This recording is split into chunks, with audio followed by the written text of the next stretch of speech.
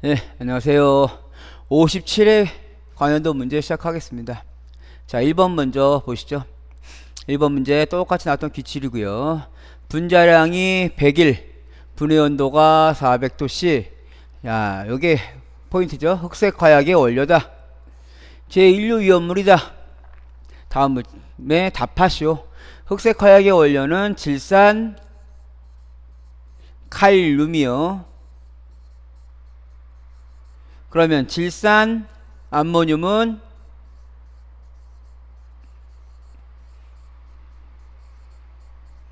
암포 폭약. 자, 물질의 명칭은 질산 칼륨. 화학식은 칼륨이니까 K가 들어갈 거고요. 질산이니까 NO3. 그래서 KNO3 한번 해보시죠. 분자량이 100일이다. 칼륨의 분자량 39 더하기 14 더하기 산소는 16 곱하기 3 하면 여기가 48 나올 거고요. 이렇게 하면 40에다가 53 두 개 합치니까 101이네요. 아, 100일 맞네요. 아, 100일 맞으니 답이다. 가열분해 반응식, 열분해 반응식을 얘기하는 거죠. 열분해 반응식 KNO3가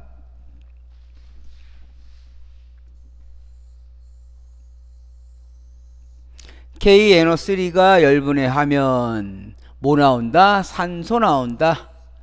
그러면 KNO2, 예, 이게 니트로죠. 예, 보통 니트로로 작용을 하니까 KNO2 나가는 거는 여기 산소 하나 나가니까 산소 하나 나간다고 봐야지. 이렇게 나오겠죠.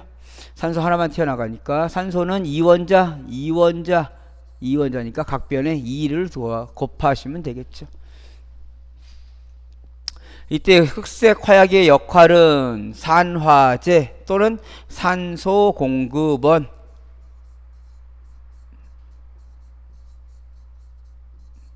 쓰시면 되겠네요. 네, 다음 문제 보시죠. 2번 메틸에틸 케톤 과산화 벤조일의 구조식을 그리시오. 구조식 그리시기 전에 먼저 뭘 해야 돼요? 시성식.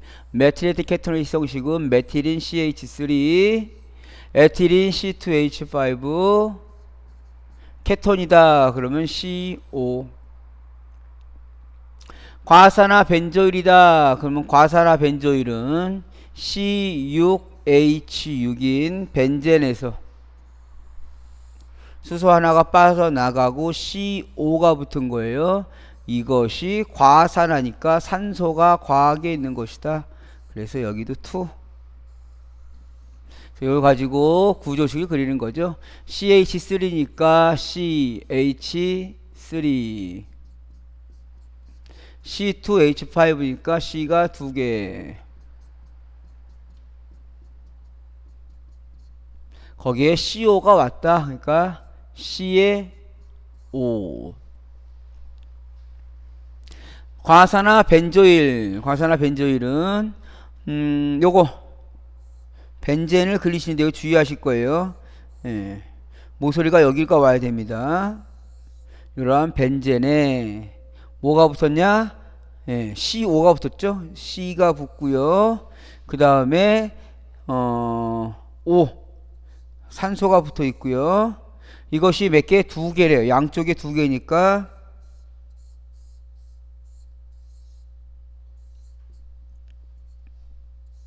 이렇게 2개가 있고요. 가운데 뭐가 와 있다? 산소가 와 있다. 산소가 이렇게 와 있겠죠. 그래서 2번은 구조식 자주 나오는 거니까 암기하시고요. 3번 크실렌의 이성질체의 종류 3가지를 쓰고 구조식을 그려라. 성질이 다른 것으로서 크실렌 또는 자일렌이라고 하고요. 오르소, 메타, 파라라고 합니다. 그래서 오르소의 약자인 O, 메타의 약자인 M, 파라의 약자인 P라고 씁니다. 그래서 오르소 크실렌, 메타 크실렌, 파라 크실렌. 크실렌이라 자일렌이다 그러면 CH3가 몇 개? 2개인 거죠. 그래서 벤제닌 C6H6에서 CH3가 2개가 빠지는 거예요. 그래서 C6H5에 4가 되겠네요. 2개가 빠지니까 4에 CH3가 몇 개요? 2개요. 이것이 시성식이죠. 시성식은 다 똑같아요. 시성식은 다 똑같고, 자, 그러면 이제 구조식을 그려라. 구조식이니까 구조식은 오르소는 우리가 표현할 때 이렇게 오자 이렇게 쓰시잖아요. 이렇게. M자는 어떻게 써요? M자는 이렇게. P자는 이렇게 쓰시죠. 그래서 O는 여기서 시작해서 여기서 끝난다 라고 암기를 하십시오. 바로 붙어있는 것이 오르소고요. 메타는 여기서 시작해서 여기서 끝난다. 메타는 하나 건너뛴다. 파라는 반대를 얘기합니다. 반대 방향에 있다.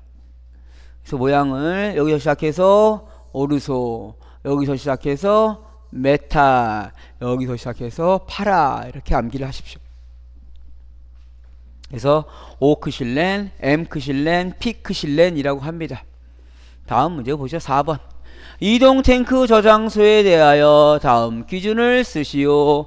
상치 장소의 개념. 옥에 있는 곳의 상치 장소에 대한 설치 기준.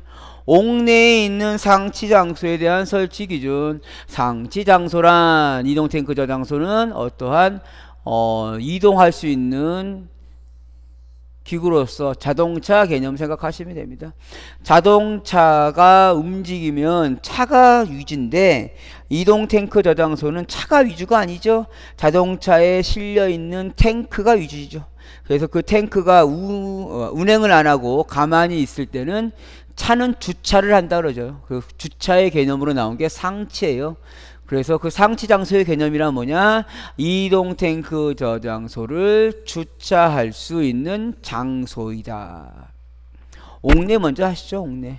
옥내에 설치하려면 옥내는 반드시 1층에만 설치해야 되는데 그때 상치 장소는 기둥은 없을 거예요. 기둥은 필요 없어요. 1층에는 단층 건물이니까 기 빠지고 계단 없어요. 벽비바구석에 없이 그 지붕이 모루 내화구조 또는 불연재료로 되라. 옥 외에 있으면 옥에는 1층과 2층 이상의 층으로 나눕니다. 그래서 기본적으로 층수에 대한 얘기가 없이는 5m 이상 거리를 확보해라. 무슨 개념이냐면 보유공지의 개념으로 생각하시면 되겠죠. 화기를 취급하는 장소 인근의 건축물로부터 5m 이상 이격해라. 다만 1층에 있어서는 3m 이상을 이격해라. 다만 하천의 공지나 수면은 내화 구조 불연재료의 벽 그 밖에 유사한 곳에 접하는 것은 제외한다.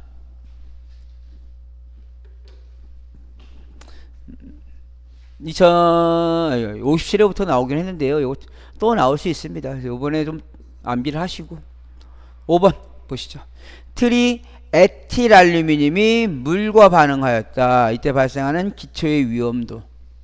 반응식과 기초의 위험도를 계산하시오. 트리에틸알루미늄이니까 트리에틸알루미늄은 에탄, 트리메틸알루미늄은 메탄. 그래서 트리에틸알루미늄이니까 에틸 C2H5 트리니까 3개의 AL이 반응을 하면 이것은 OH 플러스 H다. OH 마이너스와 H 플러스가 반응하는 것이다. 그래서 합쳐지면은 알루미늄이 OH와 반응할 거예요. 그러면 AlOH다. AlOH인데 얘는 3가일까? 그래서 3이 밑으로 내려오니까 AlOH3다.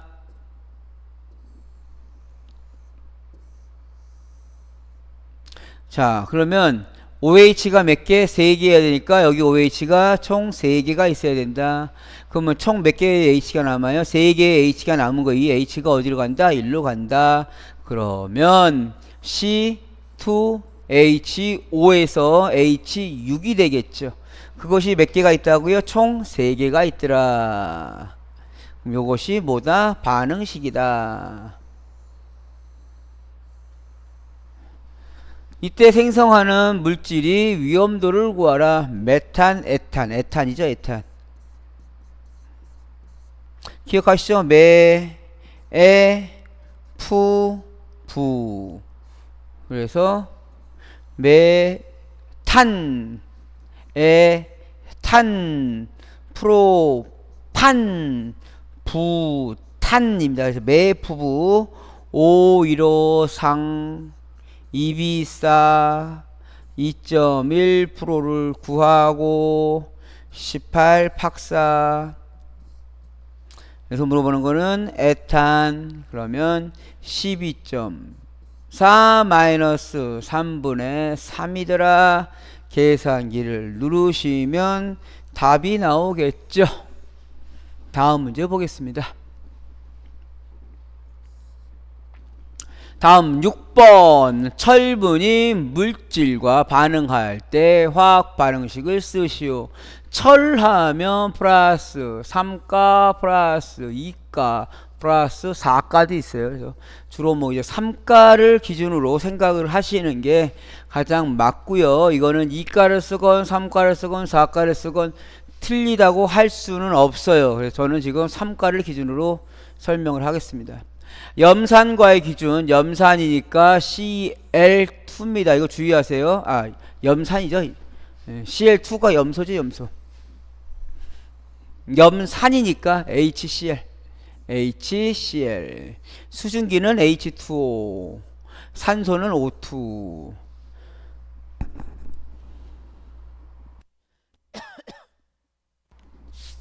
그래서 염산과는 철이 염산과 반응하면 H는 여기선 플러스고 Cl이 마이너스예요. 철은 플러스고 Cl은 마이너스니까 얘하고 Cr하고 붙겠죠. 그럼 F와 Fe와 Cl. 그러면 철은 3가로 계산하자 해서 3가, Cl은 마이너스 1가. 그래서 3이 1로 내려오는 겁니다. 그러면 FeCl3 Cl 염소가 3개가 있으려니까 이거 자꾸 이거 답보고 계수 맞추려면 힘들어요. 그냥 이거 해놓고 할게요. 염산이다. 철이 염산이다. 염산과 반응을 하면 철과 Cl이 반응하니 FeCl이다. 철은 3가 얘는 마이너스 1가 FeCl3다. Cl이 3개가 있으니 여기에 3이 오면 된다. 그러면 남는 거는 뭐예요? H가 몇 개 남았어요? 3개의 H가 남았다 하시고 쉽게 생각해서 수소는 이원자다. 이원자로 나가는 건 수소, 질소, 산소죠. 이원자니까 각 변에 2를 곱해라. 여기는 2를 여기다 곱해주고 2를 여기다 곱해주면 되고 2를 여기다 곱해주면 되고 2를 여기다 곱해주면 되고. 다음 수증기와의 반응 철과 수증기와의 반응 H2O죠.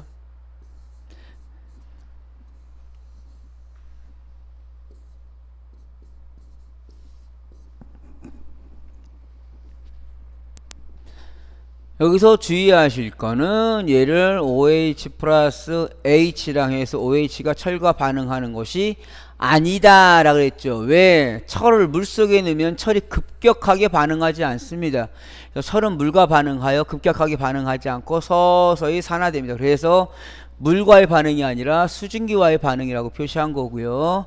그래서 F, 이 산화철이니까 3가 2가죠. Fe2O3가 되겠네요. 그래서 Fe2O3 남는 거는 철 들어갔고 산소 들어갔고 남는 거는 H만 남겠네요. H. 단위를 맞춰주려니까 산소가 3개, 여기 산소는 하나. 그럼 앞에 3자가 들어가면 되겠죠. 그 다음에 철은 2개, 앞에 2자 들어가면 되고. 그럼 결국은 3개의 H2가 생기겠네요. 그 다음 산소와 반응. 철이 산소와 반응을 하면 이때는 Fe2O3. O가 3개, O가 2개 하면 여기 2를 곱해주면 3, 2, 6, 6개. 여기에 3을 넣어주면 6개. 그거 봤더니 2는 4, 4개. 그래서 쓰시면 됩니다. 주의하실 거, 예, 수증기와의 반응, 여기에서 주의하세요. 뭐, 수산화 철이 나오는 게 아니라 산화철이 나온다. 7번 가시죠. 드라이 아이스를 100g, 압력이 100kPa, 온도가 30도일 때 부피는 몇 리터이냐, 리터를 물어봤고, 주어지는 것은 g을 주어졌으니 단위 변환 안 하고 바로 넣으시면 되고, 그러면 드라이 아이스란 뭐냐? 고체 탄산을 드라이 아이스라고 한다. 그러면 우리가 구하는 거 최적 V는 P, V는 M분의 W, RT에서 M 밑으로 내가면 V는 PM의 WRT다. W는 100g. 그 다음에 R은 0.082, 온도는 30도씨죠. 273 더하기 30, 압력은 P, 압력은 100kPa이니까 100kPa를 1기압으로 나눠주면 된다. 1기압인 101.325로 나눠주면 된다. 분자량은 CO2의 분자량은 44. 계산을 하면 57.216. 그래서 답은 57.22리터가 되겠네요. 이런 문제는 이제는 놓치지 않으시겠죠. 다음 문제 8번. 포소화설비 포방출구가 1형, 2형, 3형, 4형, 특형이다. 다음 가로에 알맞는 적당한 말을 골라서 쓰시오. 개념 설명 들어갑니다. 초창기에 포가 있으면 이 포에다가 포래 탱크죠. 탱크. 이러한 탱크가 있었으면 이 탱크에다가 포를 방사하여 무슨 효과를 이용하는 거예요? 포를 도포하여 포가 덮어지면 질식이에요. 질식작용을 이용하는 것이다. 즉 산소와의 반응을 차단하는 것이다. 왜? 표면에서 증발연소를 함으로 표면에서 증발되면서 가연성 가스가 발생하여 이것이 공기 중에 있는 산소와 반응하면서 연소하는데 그 증발을 막아주기 위해서 질식작용으로 포를 쓰는 것이다. 처음에는 포를 쐈을 거예요. 그냥 여기다가 위험물이 이렇게 있다고 하면 포를 쐈을 거예요. 그럼 포가 자연히 퍼져나가겠죠. 이렇게. 근데 여기 지름이 15m 이상으로 아주 넓은 탱크였다 그러면 이게 퍼져나가는 시간이 엄청나게 걸린다 이거예요. 그래서 여기서는 상부에서 위에서 주입을 하는데 위험물이 올라갔다 내려갔다 할 거 아니에요. 저장량이 바뀔 거예요. 순간적으로. 그러니까 얘를 계단 또는 경사로를 이용하여 이렇게 포를 방출하면 얘가 포가 벽면을 통해서 흘러나가면서 천천히 흘러나갈 겁니다. 이것이 몇 형? 1형. 했더니 단점이 생기겠죠. 너무 늦게 퍼져나가니 두 번째는 어떻게 하냐면 반사시켜서 나가겠다는 거예요. 포를 이렇게 반사판을 넣어서 디플렉터를 넣어서 포가 방사돼서 벽을 통해서 그러면 벽을 통해서 일부 이렇게 퍼지면서 이렇게 퍼져나가겠죠. 그건 여러분들 잘 생각해 보세요. 안에다가 포를 안에다가 쫙 깔 거였는데 그냥 포를 방출하니까 이거보다는 벽 디플렉터에서 방사시켜서 방출시키는 게 훨씬 더 효과적이다. 그래서 여기 하나 해서 이렇게 방사시켜 나가겠죠. 이게 2형. 3형은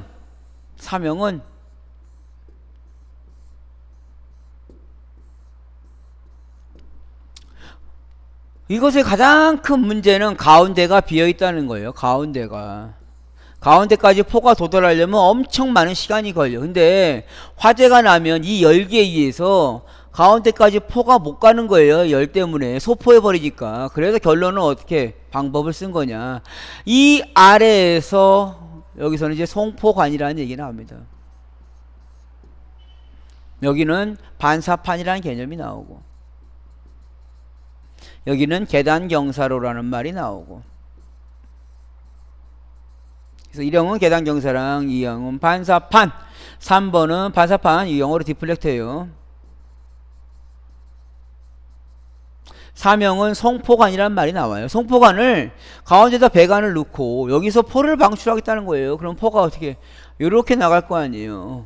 많아지니까 얘가 안에서부터 포를 바깥쪽으로 밀어주는 현상이 나오겠죠. 그럼 이것이 몇 형? 3형. 3형을 했더니 단점이 생기죠. 어떠한 단점이 생기냐면, 포가 올라가면서 이 위험물과 포가 섞여서 오염돼 버려. 야, 이러면 안 된다. 그러면 어떻게 할 것이냐?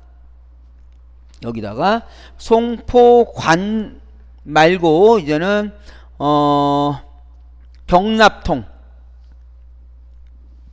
경납통을 넣어서 여기다가 이러한 관을 쌓아놔요. 이렇게. 그리고 이런 거를 함에다 넣어놓고 있습니다. 그래서 화재 시에 이 함을 열어버리면, 얘를 열면 경납통이 쫙 펼쳐질 거예요. 그래서 어떻게 펼쳐지냐? 관으로 펼쳐질 겁니다. 관으로. 이것이 관으로 쫙 펼쳐지겠죠. 그리고 여기서부터 포를 방출하겠다. 그래서 얘는 경납통. 그 얘는 몇 형? 이것이 4형. 이거는 전부 다 지금 고정지분형인 CRT 형태고요. 그래서 새로운 방식이 나오죠. 아, 이렇게 하지 말고 어차피 위험물을 저장을 할 때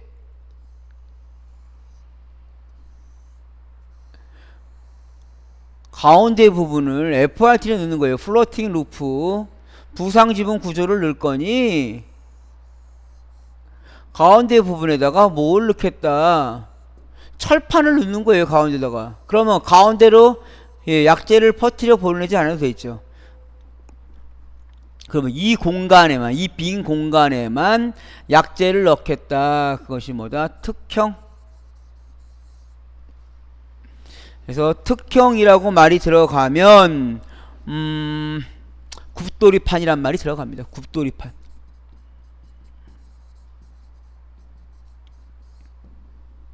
자, 문제를 한번 보시죠. 포인트를 생각을 하시면서 보겠습니다. 고정지분 구조 탱크의 저부포다. 아, 저부포면 3형 아니면 4형이라는 얘기입니다. 탱크의 액면하에서 발진된 포 방출구로부터 포를 탱크 내에 주입하는 방법을 이용하는 것으로서 송포관, 여기서 말하는 송포관으로부터 포를 방출하는 포방출구다. 송포관이란 발포기 또는 포 발생기에 하여 발생된 포를 보내는 배관을 말한다. 당해 배관으로 탱크에 위험물이 역류되는 것을 저지할 수 있는 구조기구를 갖춘 것에 한한다 라고 했으니까 송포관, 포에서 가운데까지 넣어서 송포관이니까 이건 3형. 나는 고정지분 구조 탱크의 저부포 3형 아니면 4형이죠.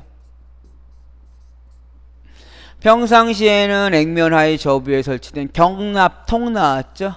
경납통에 수납되어 있는 특수호스 등이 송포관의 말단에 접속되어 있다가 포를 보내는 것으로서 특수한 호수가 전개되어 그 선단인 액면까지 도달한 후에 표면에서 포를 방출하는 것이다. 아, 그러면 4형이라는 얘기죠. 저부포는 3형 아니면 4형입니다. 다에 보시면 고정지붕 또는 부상지붕, 아, 부상지붕 나왔네. 부상지붕 구조의 상부포면 1형, 2형, 특형을 얘기합니다. 이용한 것으로서 방출된 포가 탱크 옆에 안에 내면을 따라 흘러내려가면서 액면 아래로 몰입되거나 액면을 뒤섞이지 않고 액면상을 덮여 있는 반사판 및 탱크 내에 위험물 증기가 외부로 나가는 것을 방지한다. 반사판 디플렉터 2형이죠. 1형이면 계단경사로, 특형이면 뭐가 나와야 된다고요? 굽돌이판. 다음은 고정지분 구조의 탱크의 상부포 1형, 2형, 특형. 상부포 주의법을 이용한 것으로서 방출된 포가 액면 아래로 몰입되거나 액면을 뒤섞지 않고 액면산을 덮여있는 계단 또는 경사로, 미끄럼판이죠. 통계단 또는 미끄럼판 등을 따라서 포가 방출되는 것은 1형. 예, 맞히실 수 있겠죠? 다음 문제 보시죠. 9번 지하 저장 탱크. 저장 탱크는 용량에 따라서 수압 시험을 하여야 하는데 대신할 수 있는 방법을 쓰시오. 수압 시험을 하는데 수압 시험을 안 하고 대신할 수 있는 거는 기밀 시험과, 이거 정확하게 암기하세요. 기밀 시험과 비파기 시험을 동시에 하는 경우에 수압 시험을 면제한다. 왜 수압 시험을 자꾸 면제를 받을까요? 예, 물을 채워서 압력 테스트를 하면 그 물을 다 어떻게 해야 돼요? 산업 폐기물로 버려야 돼요. 이 물 못 쓸 거 아니에요. 그렇기 때문에 가능하면 탱크 용량이 큰 것들은 기밀 또는 비파기 시험을 한다. 그래서 기밀이란 건 굳이 꼭 뭐예요? 물을 안 채우고 공기를 채워도 기밀 시험을 할 수 있는 겁니다. 내용 보시면 지하 저장 탱크는 용량에 따라 다음 표에 정하는 기준에 적합하게 강철판 또는 동등 이상의 성능이 있는 금속 재질로 완전 용인 용접 또는 양면 겹침 이음 용접으로 틈이 없도록 만드는 동시에 압력 탱크 이외의 탱크에서는 70kPa의 압력으로 압력 탱크는 최대 상용 압력의 1.5배의 압력으로 몇 분? 10분간. 그래서 압력 탱크는 최대 상용 압력의 1.5배, 비압력 탱크는 70kPa의 압력으로 10분간 실시하여 세거나 변형되지 말아야 한다. 이 경우 수압시험은 여기죠. 이게 시험 문제잖아요. 수압시험은 청장이 정하여 고시하는 기밀시험, 비파기 시험을 동시에 실시하는 방법으로 대신할 수 있다. 그러므로 기밀시험과 비파기 시험을 동시에. 다음 문제 보시죠. 위험물 제조소 등의 관계인은 예방 규정을 작성하여야 하는데 작성하는 내용 5가지를 쓰시오. 이거는 여러분들 편하신 대로 쓰세요. 시행규칙 63조에 있는 이 많은 거를 한 번에 암기하려고 하지 마시고 처음에 쉬운 거부터 가시자고요. 쉬운 거. 쉬운 거, 위험물 안전관리 업무를 담당하는 자의 직무 또는 조직에 관한 거. 그 다음에 위험물 안전관리자를 반드시 뭐 해야 돼요? 선임을 해야겠죠.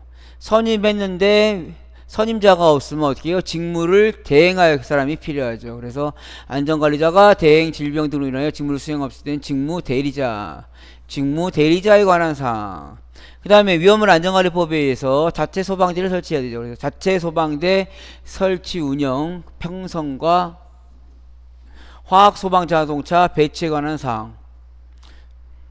그 다음에 위험물 안전에 관련된 작업에 종사하는 자에게 대한 안전 교육 및 훈련에 관한 사항. 기타 위험물 시설, 소방 시설, 그 밖에 위험물과 관련된 시설에 대한 점검 정비에 관한 사항. 그 다음에 위험물 시설의 운전 조작에 관한 사항, 취급 작업 기준에 관한 사항, 재난 그 밖에 비상시 취해야 될 사항, 그 밖에 위험물 안전관리에 관하여 필요한 사항. 생각나시는 대로 5가지 정도만 쓰시면 됩니다. 이런 문제는 점수를 주는 문제라고 생각하시고 끝까지 포기하지 마시고 쓰십시오. 다음. 메탄올의 11번 메탄올의 연소 반응식을 쓰고 메탄올 200kg이 연소할 때 필요한 이론 산소량은 몇 kg인가 주의하세요. kg을 주어지고 kg을 구하는 거예요. 이건 딱 한 가지밖에 없어요. 비례식. 비례식밖에 없죠. kg 주고 kg을 구하라는데. 그럼 메탄의 연소 반응식 메탄이니까 CH3OH 플러스 O2가 가면은 반드시 한 번 더 쓰세요. C가 하나에 H가 4개에 O입니다. 그러면 C는 산소와 반응하니까 CO2, H는 산소와 반응하면 H2O. C가 하나, H가 2개, H가 4개. 그러면 2개의 O가 필요하겠네. 그러고 나서 봤더니 산소는 2개, 산소가 총 4개가 필요하네요. 4개면 여기가 하나가 있어요. 그러면 여기 뒤에서 3개를 써먹어야 되는데 2분의 3 하면은 3개를 써먹은 거죠. 그러면 이게 지금 보기가 싫죠. 2분의 3이라는 숫자가. 그러면 각변에 얼마를 곱하라? 각변에 2를 곱하자.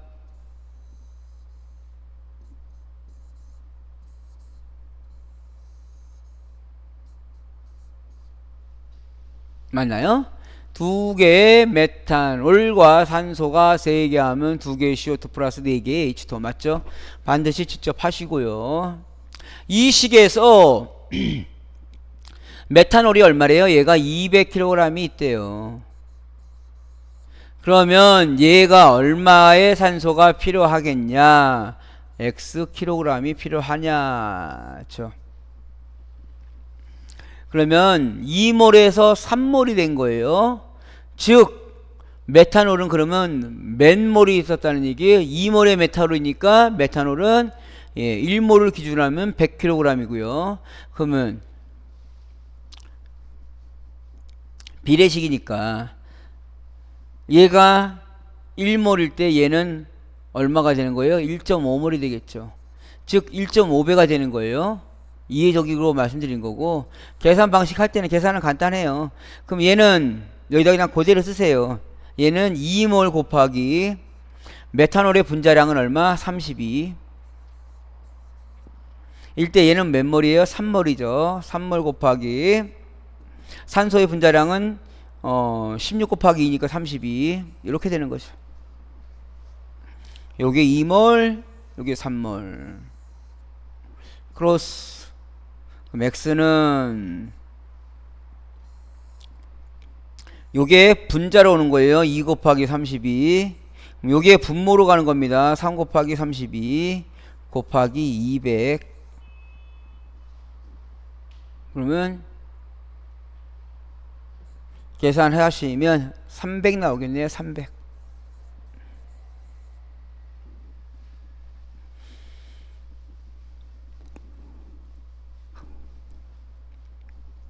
그래서 어차피 이 식이나 보시면 200kg의 메탄올이 분자량이 32짜리가 산소 분자량 32로 반응을 할 때 몰비는 1.5배가 나오더라.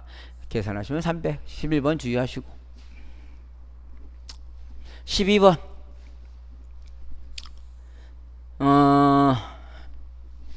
위험물 제조소 등의 설치 허가를 취소하거나 6개월 이내 기간을 정하여 전부 또는 일부의 사용 정지를 명할 수 있는 내용 5가지를 쓰시오.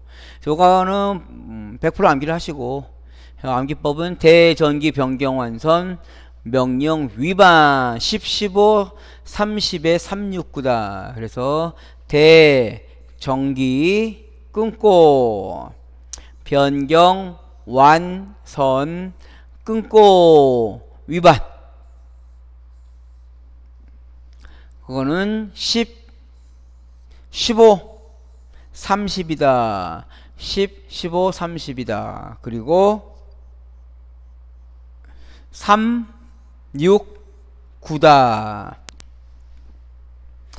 여기서 주의하실 거는 60일이 여기까지 간다는 거. 여기 끊긴 끊었는데 60일이 여기까지 가고 90일이라는 거. 그래서 대정기 변경 완서 명령 위반, 그러니까 위반으로 가시고 위반이 아니고 명령까지만 가시면 되죠. 명령으로 가시고 10, 15, 30에 369 취는 뭐냐면 맨 마지막에 다 처가 취소니까 이건 암기하실 게 없죠. 그래서 다 대정기부터 가죠. 대리자 미지정 정기점검 정기검사 하지 않으면 13 10일에 30일이다. 변경허가 받지 아니하고 변경할 때 변경하지 아니할 변경을 신고 없이 하거나 또 완공검사를 받지 아니하고 사용하거나 미선임할 때는 15일, 정지기간은 60일, 15일, 60일, 1차 15일, 2차 60일. 다만 여기 경고가 있다는 거 바로 주는 게 아니라 여기 변경허가 없이 변경할 때는 경고가 여기 하나 있다는 거. 그 다음에 저장, 취급 기준의 준수 명령 위반, 수리, 개조 이전의 명령을 위반하면 30일에 사용 정지는 60일, 90일. 요거 주의하세요. 90일인 거. 수리, 개조 이전이 90일이에요. 5가지를 쓰라고 했으니까 위에서부터 쭉 5가지 쓰시면 되겠죠. 대리자 미지정, 정기점검 하지 않고, 정기검사 하지 아니하고, 변경허가 없이, 변경할 때, 완공검사 없이, 사용할 때, 그 다음에 선임하지 아니할 때, 그 다음에 명령을 위반했을 때 5가지로 하겠죠. 벌칙기준은 좀 암기를 좀 해주시고, 주의하실 거는 1년에 10년 이하, 얘는 그냥 위험물을 유출, 방출, 확산시켜서 위험을 발생시킨 자인데 요것에 대해서 구체적으로 간 게 2번, 3번, 4번이에요. 위험물을 유출, 방출, 확산시켰는데요. 사람이 상해. 위에 거는 위험을 발생시킨 거고 이 위험 때문에 사람이 상해를 입은 거고 이 위험 때문에 사람이 사망을 한 거예요. 그래서 상해면 무기에서 3년, 사망이면 무기에서 5년 이하가 아니고 이상입니다. 다만 업무상 과실이란 말이 들어가면 10년 이하의 징역 또는 금고나 1억 원 이하로 돼 있어. 업무상 과실. 업무상 과실로 하면 10년 이하. 그 다음에 업무상 과실로서 위험을 발생시키는 7년에 7천. 그 다음에 나머지 거는 여러분들 보시고 1년에 1천 1,500만원 이하의 벌금에 여기서 주의하실 거 안전관리자 선임하지 아니한 경우 대리자 미지정한 경우가 500에서 1,500으로 올라갔습니다. 넘어가시고요. 13번 다음 물질의 시성식을 쓰시오. 무색 투명한 액체로서 향이 나는데 분자량이 74다. 무색의 액체로서 특유의 냄새가 나고 분자량이 53이다. 제1석유류인 물질. 이 문제는 너무너무 어려워서 그냥 암기하시는 거라도 특별하게 설명드릴 수 있는 말씀도 없어요. 분자량을 우리가 다 왜 암기할 수는 없잖아요. 시성식으로 나온 것도 아니고 특징도 딱 액체인데 제4류 위험물은 전부 다 특유의 향이 있습니다. 그래서 이걸로는 문제를 풀 수가 없어요. 그래서 분자량 74 이것만 가지고 하시면 가는 뭐다? 디에틸 에테르 나는 뭐다? 여기가 아크릴 C에는 니트릴 그래서 아크릴로 니트릴입니다. 시아나 비닐이라고 해도 되고요.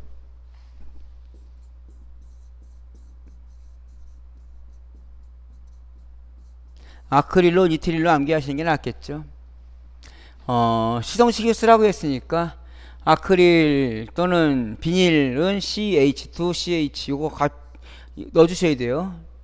CH2, CH 넣어주셔야 된다고. 왜? 시성식이니까. 희성식이니까 넣어주셔야 돼요. 그 다음 여기에 이제 CN이 붙은 거죠.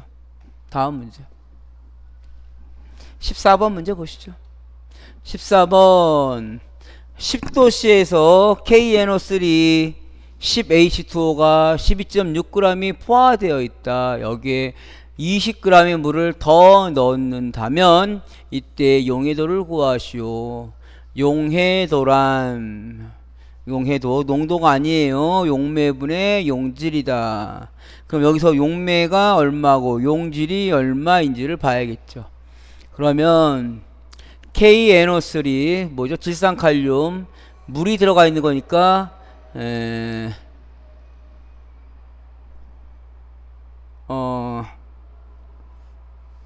수 갑자기 또 생각이 안 나네. 물을 함수 알코올이라 함수 질산칼륨 그 정도 되겠네요. 그러면 12.6g이 있는데 이러한 12.6g에 얼마가 들어가 있대요? 질산칼륨 KNO3와 10개의 H2O가 있다는 거예요. 그럼 여기에 있는 물과 질산칼륨의 비율이 섞여 있을 텐데 이걸 가지고 뭘 해야 돼요? 12.6g에 대한 분포도를 계산해야겠죠. 그러면 거꾸로 전체분의 질산칼륨 곱하기 12.6을 하면 질산칼륨의 무게가 나올 거예요. 무게에 비니까 또 전체분의 물 곱하기 12.6을 하면 물의 무게. 그럼 결국은 여기서 나온 이 무게가 용질일 것이고요. 여기서 나온 물의 무게가 용매이겠죠. 그런데 여기다가 뭘 넣는데요? 20g의 물을 더 넣는데요. 그러면 이 용매의 양이 20g이 더 늘어나는 거겠죠. 그럼 결국은 여기에다가 플러스 20을 한 거를 기준으로 했을 때 그것이 용매라는 얘기죠. 자, 우선 요걸 계산해 보죠. 그러면 질산칼륨의 전체 양은 얼마냐? 전체 분자량의 질산칼륨의 분자량으로 나눠준 거에 곱하기 12.6을 해라. 그러면 4.53g의 질산칼륨이 나오고 물의 양은 물 분자가 10이었죠. 전체 중에 물 분자 10을 넣어서 계산하면 8.07이 나올 것이고 그러면 용질의 양은 4.53 용매의 양은 여기 8.07에 뭐가 들어가는 거예요? 물 20g이 더 들어가는 거죠. 그럼 28.07이라는 양이 들어갈 거예요. 그러면 28.07분의 4.53 계산하시면 16.13. 이러한 유사한 문제가 몇 번 나왔습니다. 15번 포소화 설비에서 공기포 소화약제 혼합 방식의 종류 및 다음의 방식을 설명하시오. 프레저 프로포셔나 라인 프로포셔나 방식을 설명하래요. 이거는 펌프사라 흡벤압벤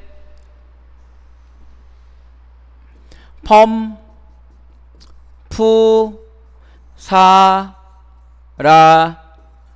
흡벤 압벤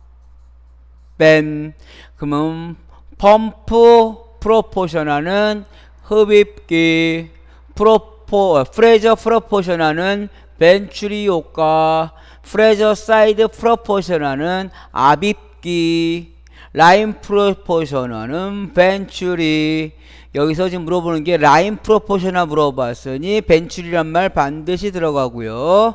프레저 프로포셔나 들어갔으니까 벤츄리란 말이 반드시 들어가면 되겠네요.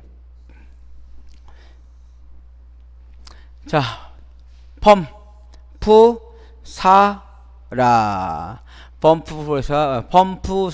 흡벤압벤 흡벤 압벤 자 그러면 펌프 프로포셔널 방식이란 펌프 토출관과 흡입관 사이의 배관 도중에 설치한 흡입기에 펌프에서 설치된 물의 일부를 보내고 농도 조절 밸브에서 조정된 포소화 약제의 필요량을 포소화 약제 탱크에서 펌프 흡입주로 보내어 이를 혼합하는 방식이다. 말 되게 복잡하네.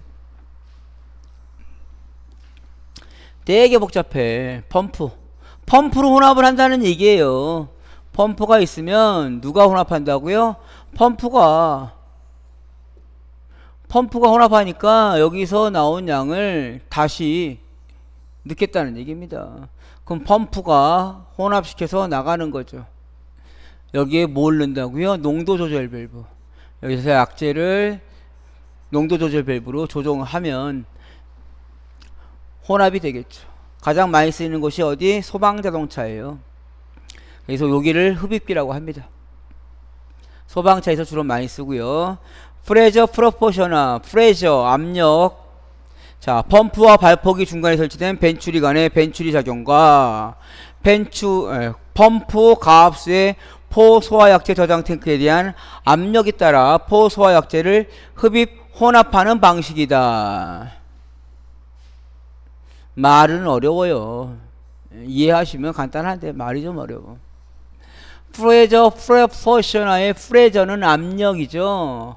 압력으로 가한다는 얘기예요. 자, 펌프가 있고 물을 흡입을 해서 물을 토출을 합니다. 토출을 하는데 여기에 뭘 넣는다? 약재를 다이어프램에다 넣어요. 이렇게 그 약재 통을 이렇게 만들어내면 여기는 안에 약이에요. 약액, 포소와 약액. 평상시에는 압력이 가해지지 않다가 펌프가 돌면 펌프에 물이 이 안으로 들어가요. 이 안으로 들어가니까 얘를 짜주겠죠. 쭈쭈바 짜듯이 짜줄 거예요. 짜면 얘가 이 압력으로 해서 올라가겠죠. 그러면 여기서 나온 양과 이 양이 합쳐지는 거. 그래서 프레포셔널 압력으로, 어떤 압력? 펌프에서 발생된 압력으로 여기서 합쳐지는 걸 뭐라 그래요? 벤츄리.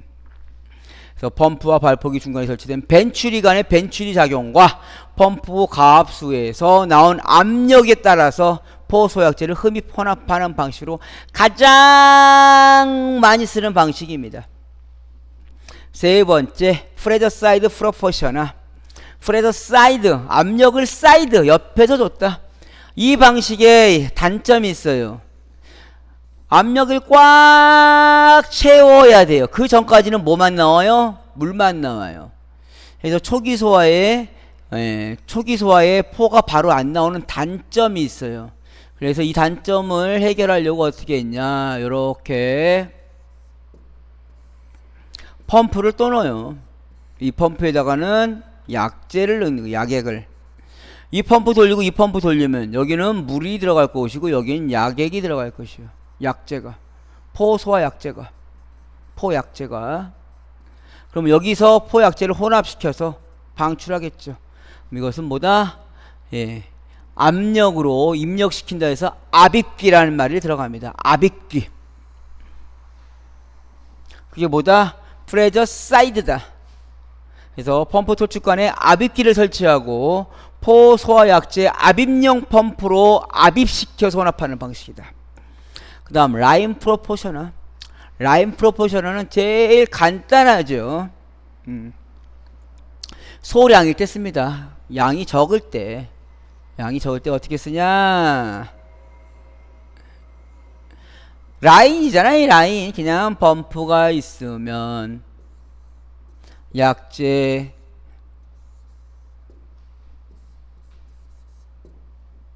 펌프가 돌면 이렇게 가는데 여기서 약재만 넣어주면 돼요. 펌프 중간에서 약재만 넣어주면 된다고. 그걸 라인이라고 합니다. 라인.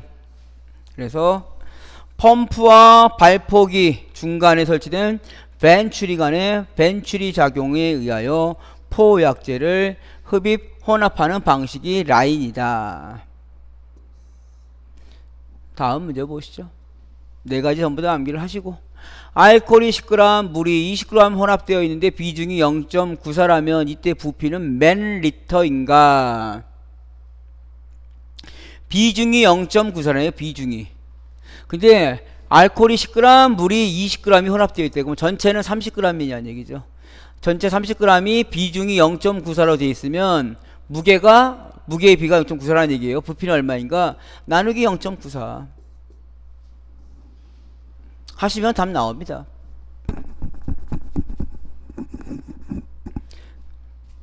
기출인데 기출로 돼 있네. 기출응용. 다음 17번. 위험물 제조소 등에 설치하는 불활성 가스 소화 설비에서 전업 방출 방식과 국소 방출이 있는데 이때 선택 밸브 설치 기준은 선택 밸브는 각 방호 구역 또는 방호 대상물마다 설치하라 하고 이러한 선택 밸브는 해당 방호 구역 방호 대상물에 대한 뭘 해야 돼요? 표시를 해줘라. 선택 밸브라고 표시하고 선택되는 방호 구역 방호 대상물을 표시해라. 다음 거 보시죠. 18번째 문제로 가시죠. 지하저장 탱크 주위에는 당해 탱크로부터 액체 위험물의 누설을 검수하기 위한 검사관. 어떤 검사관이에요? 누유검사관. 누유검사관은 이중관으로 하고 다만 소공이 없는 상부는 단관으로 할 수 있다. 재료는 금속관 또는 경질 합성 수직 관으로 하라. 관은 탱크 전용실의 바닥 또는 탱크의 기초까지 다 하고 관의 밑부분부터 탱크의 중심 높이까지의 부분에는 소공이 뚫려 있어라. 다만 지하 수위가 높은 장소에 있어서는 지하 수위 높이까지의 소공이 뚫려 있어야 하고 상부는 무엇이 침투하지 아니하는 구조로서 빗물이죠. 빗물. 물이 침투하지 아니하는 구조로서 뚜껑은 검사 시에 쉽게 열 수 있도록 할 것. 그래서 18번도 기출문제니까요. 넘어가시고 19번 과산화칼륨이 물과 반응할 때 반응식을 쓰시오. 과산화칼륨이 CO2와 반응하면 CO2 과산화칼륨이니까 K2O2 그러면 K2CO3가 나오겠죠. K2CO3 그 다음에 산소 나가고요. 아세트산, 산과 무기과산화물과의 반응에서는 뭐 나온다? H2O2. 이 칼륨이 어디요? 아세트산에 H 대신 들어가는 거죠. 칼륨이 아세트산에 H 대신 들어가고 H는 다시 나가고. 됐죠? 이거 했던 거니까 넘어가겠습니다. 20번 다음 공식의 기호를 쓰시오. 이거 자주 나오는 겁니다. 에너지 어떤 거 최적착화 에너지는 2분의 1 CV 제거 2분의 1 QV다. 요 면적이 뭐다? 이게 에너지 값이다. 요금은 Q는 뭐냐? 말하는 Q는 전하량이다. V는 방전 전압이다. C는 정전 용량이다. 예, 풀어보시니까 어때요? 예, 그래도 관연도로 이 정도 수준까지는 좀 나았을 거예요. 예. 똑같이 나온다 그러면 거의 대부분 다 합격하실 것 같습니다. 예, 수고하셨습니다.